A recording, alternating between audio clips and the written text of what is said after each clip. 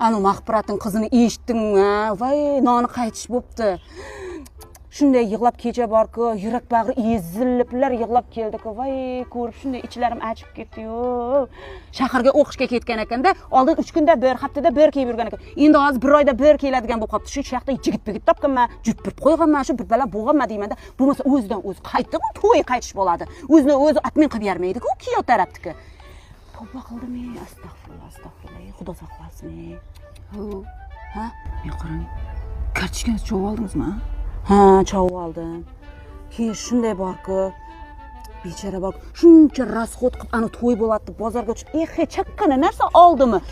Qancha narsalar oldi-ya, ko'ylakka qancha material olib tayladi. Oho, hammaga aytib, qarindosh urug'igacha aytib, hammaga e'lon qilib bo'ldi-da. Bu yerda in qurg'anma, bir bala qurg'an shu yerdan ketmaydi. Voy, bechora sho'rlig'i yomon qiynadi bechora. Qarang.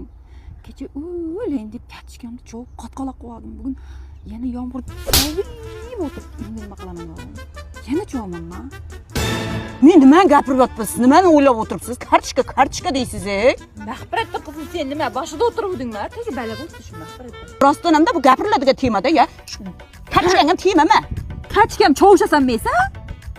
Bala kartochkasi qolganmiz tuguni. Deb o'zim chovaman. Seni